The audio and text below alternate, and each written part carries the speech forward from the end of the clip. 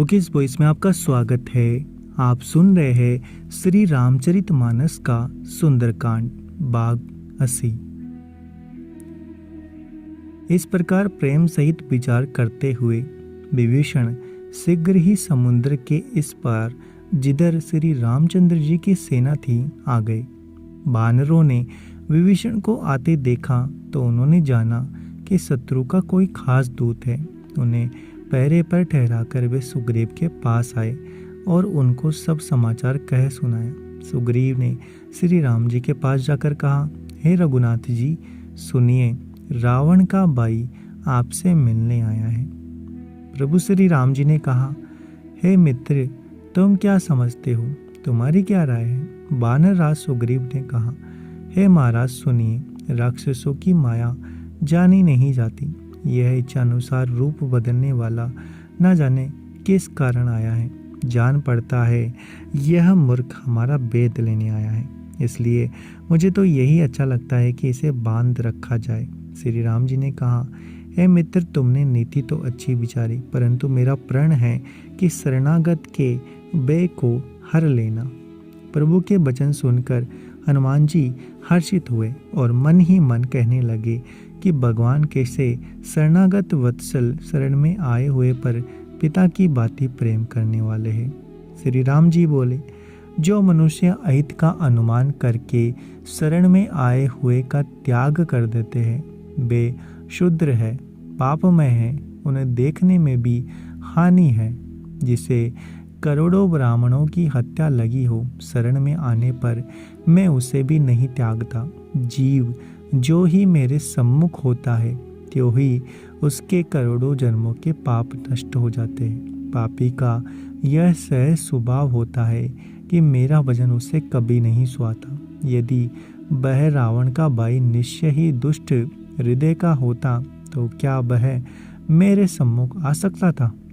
जो मनुष्य निर्मल मन का होता है वही मुझे पाता है। मुझे कपट छल छिद्र नहीं सुहाते। यदि उसे रावण ने वेद लेने को भेजा है तब भी है सुग्रीव, अपने को कुछ भी भय या हानि नहीं है, क्योंकि है सके जगत में जितने भी राक्षस है लक्ष्मण नरक्षण वर में उन सबको मार सकते हैं। और यदि वह भयभीत होकर मेरी शरण में आया है तो मैं उसे प्राणों की तरह रखूंगा।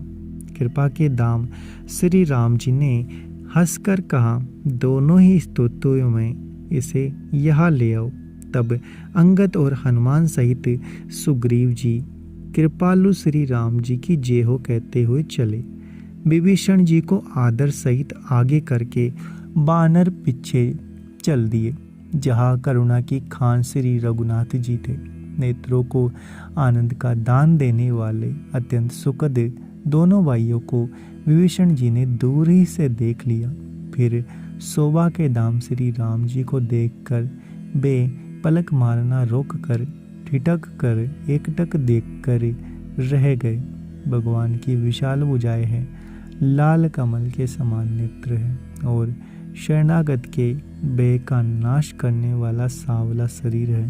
सिनके से कंधे हैं, विशाल बक्ष स्थल, चौड़ी छाती अत्यंत शोभा दे रही है। असंख्य कामदेवों के मन को मोहित करने वाला मुख है। भगवान के स्वरूप को देखकर विभीषण जी के नेत्रों में प्रेम आंसुओं का जल भर आया। शरीर पुलकित हो गया।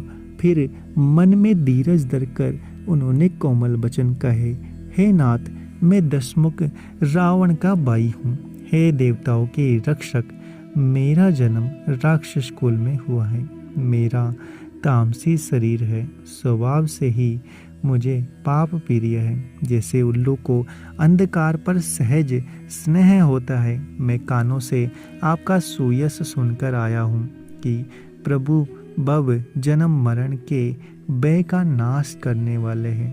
हे दुखियों के दुख दूर करने वाले, शरणागत को सुख देने वाले श्री रघुवीर, मेरी रक्षा कीजिए, रक्षा कीजिए। प्रभु ने उन्हें ऐसा कहकर दंडवत करते हुए देखा तो वे अत्यंत हर्षित होकर तुरंत उठे। विभीषण जी के दीन वचन सुनने पर प्रभु के मन को बहुत ही बार उन्होंने अपनी विशाल भुजाओं से पकड़कर उनको हृदय से लगा लिया। छोटे भाई लक्ष्मण जी को गले मिलकर उनको अपने पास बिठाकर श्री राम जी भक्तों को बे को हरने वाले वचन बोलने लगे। हे लंकेश, परिवार सहित अपनी कुशल कहो, तुम्हारा निवास पूरी जगह है। दिन रात दुष्टों की मंडली में बसते हो, ऐसी दशा में हे सके तुम्हारा धर्म किस प्रकार निभता है। मैं तुम्हारी सब रीति आचार व्यवहार जानता हूँ। तुम अत्यंत नीति निपुण हो, तुम्हें अनीति नहीं स्वाती है। तात, नरक में रहना वरन अच्छा है, परंतु विधाता का दुष्ट का संग कभी ना दे। विभीषण जी ने कहा, हे श्री रघुनाथ जी, अब आप ही के चरणों का दर्शन कर कुशल से हूँ। जो आपने अपना सेवक जानकर मुझ पर दया की है, तब तक जीव की कुशल नहीं और न स्वप्न में भी उससे मन को शांति है। जब तक वह शोक के घर का काम विषय कामना को छोड़कर श्री रामचंद्र जी को नहीं बचता, लोभ, मोह, मत्सर, डाह, मद और मान आदि अनेकों दुष्ट तभी तक हृदय में बसते हैं जब तक कि धनुष बाण और कमर में तरकस धारण किए हुए श्री रघुनाथ जी हृदय में नहीं बसते। ममता पूर्ण अंधेरी रात है जो राग द्वेष रूपी उल्लू को सुख देने वाली है। वह ममता रूपी रात्रि तभी तक जीव के मन में बसती है जब तक प्रभु आपका प्रताप रूपी सूर्य उदय नहीं होता। हे श्री राम जी, आपके चरणाविंद के दर्शन कर अब मैं कुशल से हूँ। मेरे बारी बे मिट गए हैं। हे कृपालु, आप जिस पर अनुकूल होते हैं उससे तीनों प्रकार के भवशूल, आध्यात्मिक, आदि देविक और आदि भौतिक ताप नहीं व्यापते। मैं अत्यंत नीच स्वभाव का राक्षस हूँ। मैंने कभी शुभ आचरण नहीं किया, जिनका रूप मुनियों के भी ध्यान नहीं आता। तो उन प्रभु ने स्वयं हर्षित होकर मुझे हृदय से लगा लिया। हे कृपा और सुख के पुत्र श्री राम जी, मेरे अत्यंत असीम सौभाग्य है जो मैंने ब्रह्मा और शिव जी के द्वारा सेवित युगल चरण कमलों को अपने नेत्रों से देखा। श्री राम जी ने कहा, हे सखा सुनो, मैं तुम्हें अपना स्वभाव कहता हूँ, जिसे काकभूषुंड जी, शिव जी और पार्वती जी भी जानते हैं। कोई मनुष्य संपूर्ण जड़ चेतन जगत का द्रोही हो, यदि वह भी व्यवित होकर मेरी शरण तक कर आ जाए और मद मोह नाना प्रकार के छल कपट त्याग दे, तो मैं उसे बहुत शीघ्र साधु के समान कर देता हूँ। माता पिता, भाई, पुत्र, स्त्री, शरीर, धन, घर, मित्र और परिवार, इन सब के ममत रूपी तागों को बटोर कर और उन सब की एक डोरी बटकर उसके द्वारा जो अपने मन को मेरे चरणों में बांध देता है, सारे सांसारिक संबंधों का केंद्र मुझे बना लेता है। जो समदर्शी है, जिसे कुछ इच्छा नहीं है, जिसके मन में हर्ष, शोक और भय नहीं है, ऐसा सज्जन मेरे हृदय में कैसे बसता है। जैसे लोभी के हृदय में धन बसा करता है, तुम सरी के संत ही मुझे प्रिय है। मैं और किसी के निहारे से कृतज्ञता बस देह धारण नहीं करता। जो सगुण साकार भगवान के उपासक है, दूसरे के हित में लगे रहते हैं, नीति और नियमों में दृढ़ है, जिन्हें ब्राह्मणों के चरणों में प्रेम है, वे मनुष्य मेरे प्राणों के समान हैं।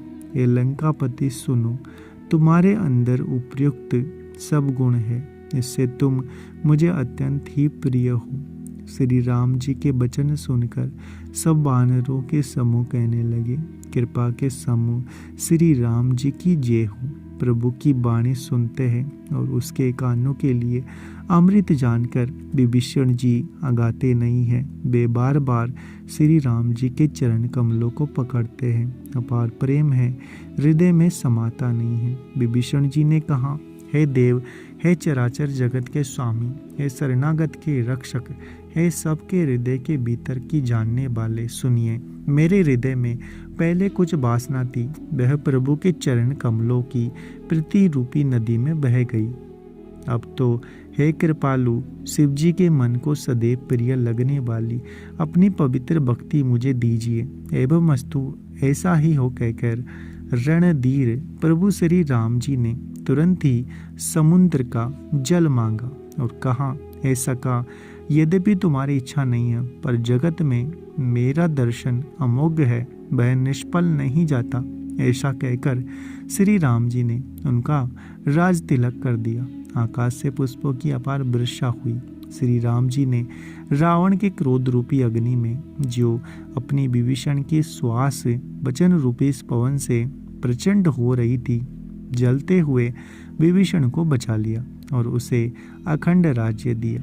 शिव जी की जो संपत्ति रावण को 10 सिरों की बलि देने पर दी थी, वही संपत्ति श्री रघुनाथ जी ने विभीषण को बहुत सकोचते हुए दे दी। ऐसे परम कृपालु प्रभु को छोड़कर जो मनुष्य दूसरे को बजते हैं, वे बिना सींग पूंछ के पशु है। अपना सेवक जानकर विभीषण को श्री राम जी ने अपना लिया। प्रभु का स्वभाव वानर कुल के मन को बहुत भाया। फिर सब कुछ जानने वाले, सबके हृदय में बसने वाले, सर्वरूप, सब रूपों में प्रकट, सबसे रहित, उदासीन कारण से भक्तों पर कृपा करने के लिए मनुष्य बने हुए तथा राक्षसों के कुल का नाश करने वाले श्री राम जी नीति की रक्षा करने वाले वचन बोले।